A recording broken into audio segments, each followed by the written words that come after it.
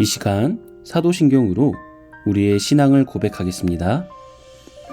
전능하사 천지를 만드신 하나님 아버지를 내가 믿사오며 그 외아들 우리 주 예수 그리스도를 믿사오니 이는 성령으로 잉태하사 동정녀 마리아에게 나시고 본디오 빌라도에게 고난을 받으사 십자가에 못 박혀 죽으시고 장사한 지 사흘 만에 죽은 자 가운데서 다시 살아나시며 하늘에 오르사 전능하신 하나님 우편에 앉아 계시다가 저리로서 산자와 죽은 자를 심판하러 오시리라. 성령을 믿사오며 거룩한 공회와 성도가 서로 교통하는 것과 죄를 사하여 주시는 것과 몸이 다시 사는 것과 영원히 사는 것을 믿사옵나이다. 아멘.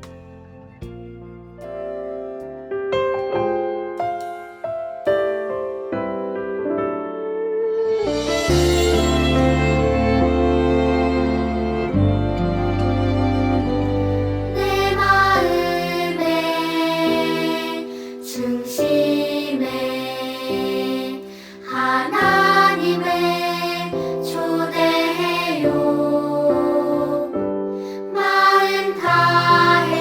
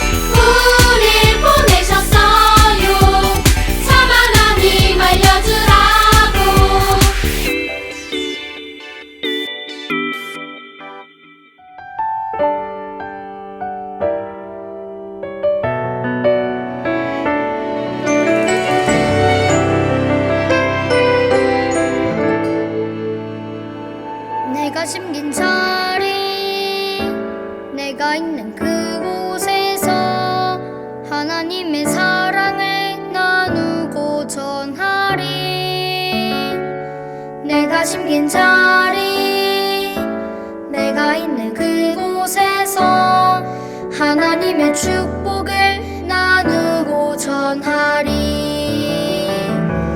하나님 내게 주신 특별한 사명 하나님의 사랑과 축복을 나누고 전하는 것 내가 심긴 자리 바로 이곳에서 예수님을 나타내리.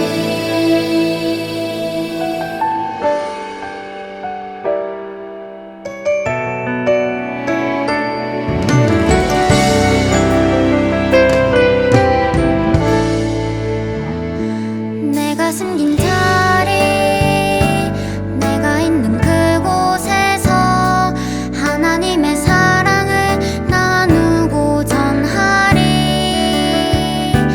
내가 숨긴 자리 내가 있는 그곳에서 하나님의 축복을 나누고 전하리. 하나님 내게 주신 특별한 사명 하나님의 사랑과 축복을 나누고 전하는 것 내가 심긴 자리 바로 이곳에서 예수님을 나타내리. 내가 심긴 자리 내가 있는 그곳에서 하나님의 사랑을 나누고 전하리. 내가 심긴 자리 내가 있는 그곳에서 하나님의 축복을 나누고 전하리.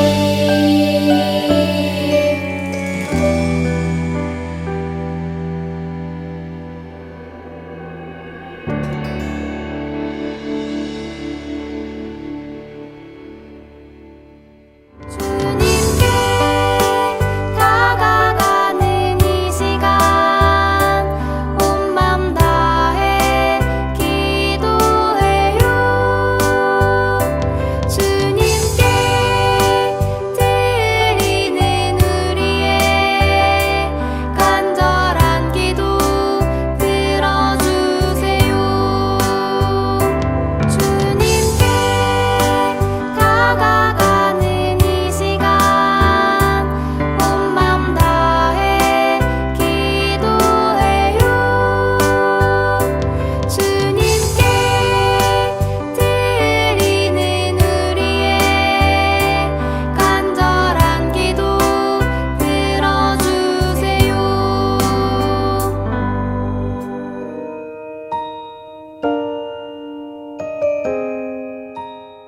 이 시간 우리 마음을 모으고 두 손을 모아 함께 기도하겠습니다. 사랑하는 하나님 아버지, 한 주간도 저희 모두를 지켜주시고 주님의 날에 예배드리기 위해 모인 저희를 축복해 주세요.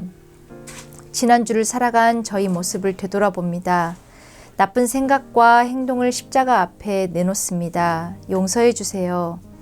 저희의 생각과 행동들을 거룩하게 지켜주시고 하나님을 기쁘게 해드리며 살게 해주세요. 사랑하는 가족들과 선생님, 친구들 주셔서 감사합니다. 언제나 누구에게나 예수님 전도할 수 있도록 용기를 주세요. 저희를 위해 세워주신 정현우 전사님을 위해 기도합니다. 주신 말씀을 꼭 기억하며 순종하게 해주세요. 한 주도 주님 안에서 살아가는 새꿈 유년부 되기를 소망하며 예수님 이름으로 기도드렸습니다. 아멘.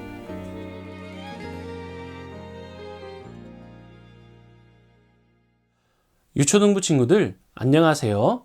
지난 한 주간 언제 어디서나 우리를 부르신 그 자리에서 우리의 구주 되시는 예수님을 전하며 사셨나요? 우리에게 주어진 사명을 따라 언제 어디서나 복음을 전하는 우리 유초등부 친구들이 되길 바랍니다. 그렇다면 오늘 우리에게 주시는 하나님의 말씀을 읽어볼까요? 오늘 우리가 읽을 하나님의 말씀은 사도행전 10장 34절, 35절 말씀이에요. 이 말씀을 통해 모두를 위한 복음이라는 제목으로 말씀을 전하도록 할게요. 다 함께 한 목소리로 읽어볼까요? 시작! 베드로가 입을 열어 말하되 내가 참으로 하나님은 사람의 외모를 보지 아니하시고 각 나라 중 하나님을 경외하며 의를 행하는 사람은 다 받으시는 줄 깨달았도다. 여러분, 블랙독 증후군이라는 말을 들어본 적이 있나요? 블랙독은 검은 개라는 뜻으로 블랙독 증후군이란 단지 검은색 털을 가졌다는 이유로 유기견 입양을 꺼려하는 현상을 말해요. 실제로 검은 개는 흰 개에 비해 입양이 어렵다고 해요. 왜 사람들은 검은 개를 입양하지 않으려고 할까요? 그것은 바로 색안경을 끼고 바라보는 사람들의 편견 때문이에요. 오랫동안 사람들은 검은 개가 우울과 죽음을 상징한다고 생각했어요. 그래서 영어 사전에도 블랙독이라는 단어는 우울증, 낙담이라는 부정적인 뜻으로 설명되어 있어요. 또 많은 문학 작품에서도 검은 개나 고양이를 매우 우울하고 공포스러운 분위기와 연결지어 표현하기도 했어요. 여러분, 한번 생각해 보세요. 검은 개나 검은 고양이는 모두 성격이 우울하고 어두울까요? 검은색 동물을 반려동물로 키우면 우울한 기분이 들고 좋지 않은 일이 자주 일어날까요? 아니에요. 그렇지 않아요. 검은 강아지도 온순하고 쾌활할 수 있고 검은 고양이도 귀여운 애교로 사람들에게 큰 즐거움을 줄 수 있어요. 검은색이라고 해서 우울할 것이라는 생각은 모두 사람들의 편견에서 비롯된 것이에요.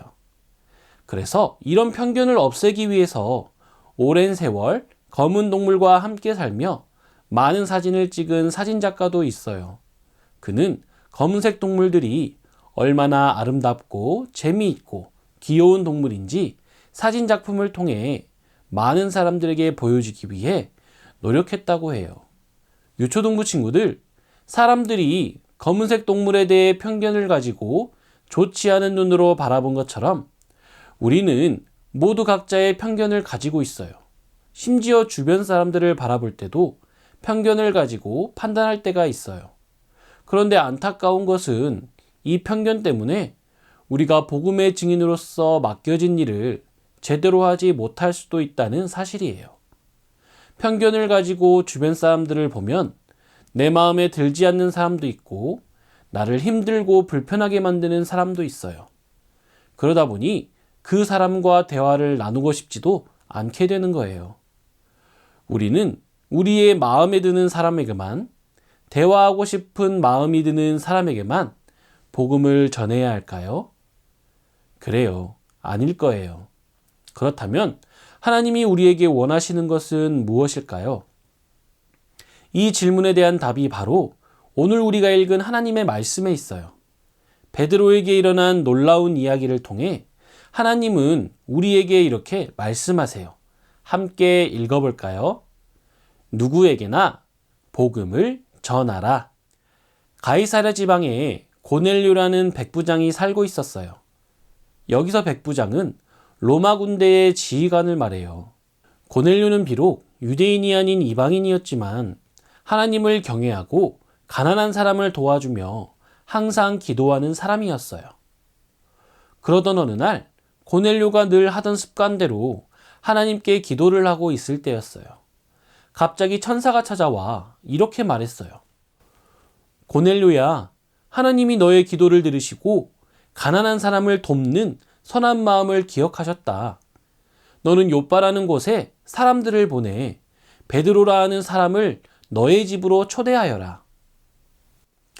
고넬료는 그 말씀에 순종하여 베드로에게 사람들을 보냈어요.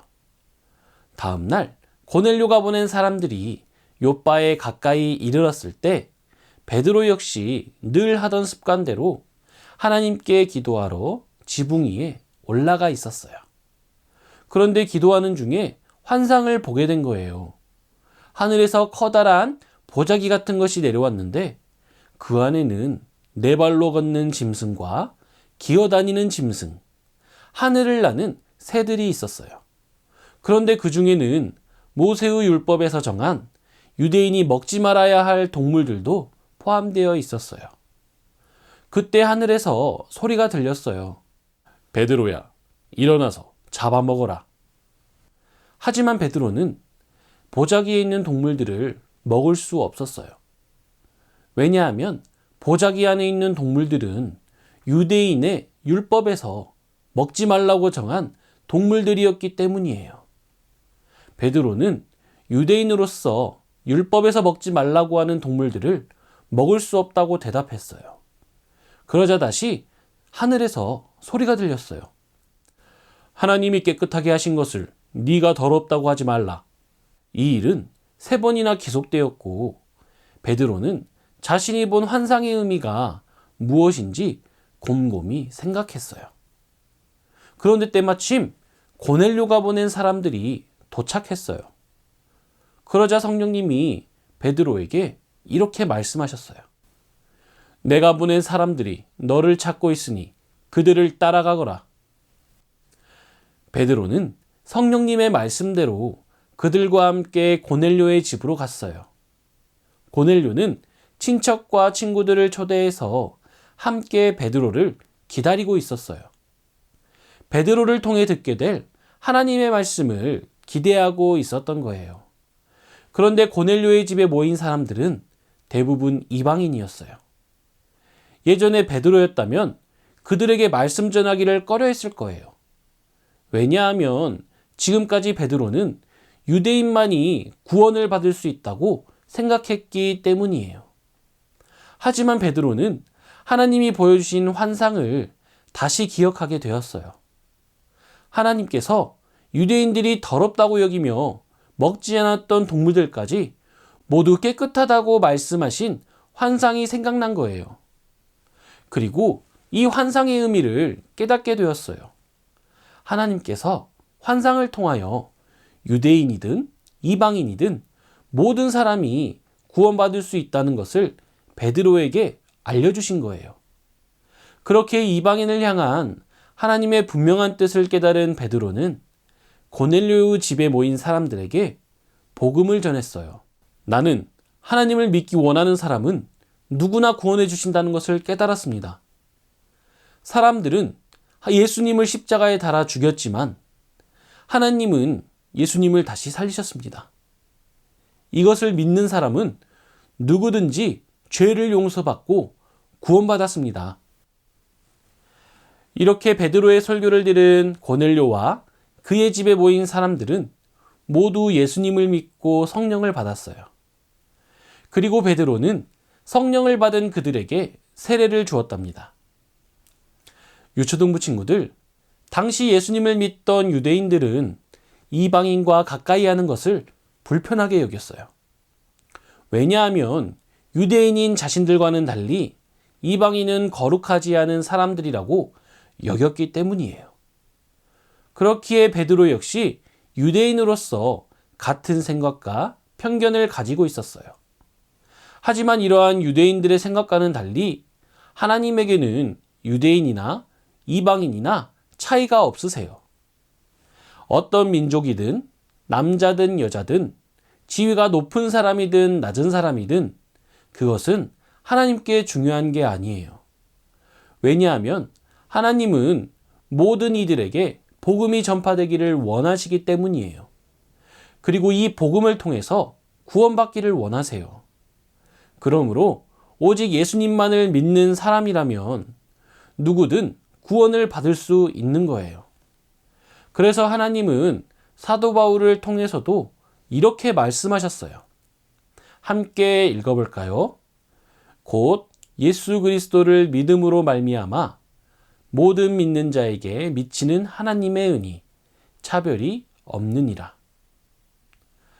복음은 모든 사람에게 필요해요.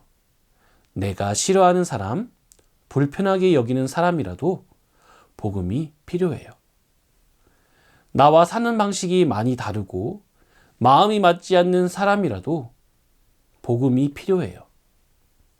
왜냐하면 하나님은 그들도 사랑하시고 그들이 예수님을 믿어 구원받기를 원하시기 때문이에요. 그래서 우리는 누구에게나 어디서든 복음을 전해야 하는 거랍니다. 이 사실을 항상 기억하며 우리의 편견이 아닌 잃어버린 영혼을 향한 하나님의 사랑의 눈으로 우리 주위에 있는 영혼들을 바라보며 누구에게나 복음을 전하는 우리 친구들이 되길 바랍니다. 그렇다면 편견을 버리고 이방인에게도 복음을 전한 베드로와 같이 우리도 우리가 만나는 모든 사람에게 복음을 전하기로 결심하며 함께 외쳐볼까요? 시작! 누구에게나 복음을 전하라.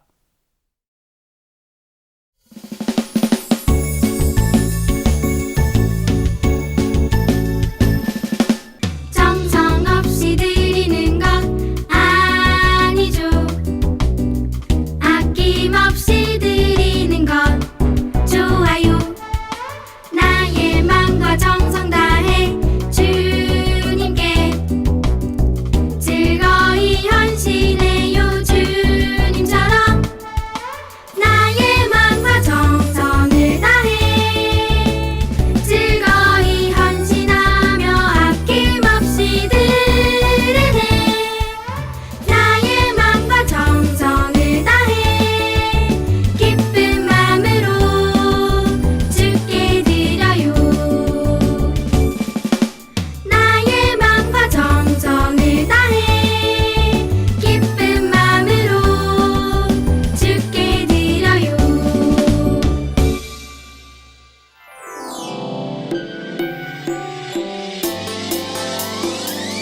꿀잎보다 달콤하고 우유보다 더 시원한 건 하나님의 말씀이죠.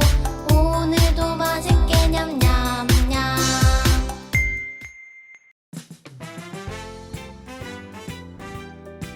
친구들 안녕하세요. 오늘 말씀 암송 시간입니다. 오늘 말씀을 다 같이 큰 소리로 읽어볼까요? 시작. 곧 예수 그리스도를 믿음으로 말미암아 모든 믿는 자에게 미치는 하나님의 의인이 차별이 없느니라. 로마서 3장 22절 말씀. 아멘. 네, 좀 길어요. 잘 따라서 해봅시다. 곧 예수 그리스도를 믿음으로 말미암아 모든 믿는 자에게 미치는, 영향을 미친다는 뜻으로 미치는 하나님의 의인이 차별이, 좋고 싫음 이런 뜻이죠. 차별이 없느니라. 로마서 3장 22절 말씀. 아멘. 다시 한번 해볼게요. 곧 예수 그리스도를 믿음으로 말미암아 모든 믿는 자에게 미치는 하나님의 의인이 차별이 없느니라. 로마서 3장 22절 말씀. 아멘. 자, 마지막으로 다시 한번 해볼게요. 곧 예수 그리스도를 믿음으로 말미암아 모든 믿는 자에게 미치는 하나님의 의인이 차별이 없느니라. 로마서 3장 22절 말씀. 아멘. 좀 어렵지만 다시 한번 여러분이 집에서 한번 암송해 보도록 해요. 다음 시간에 만나요.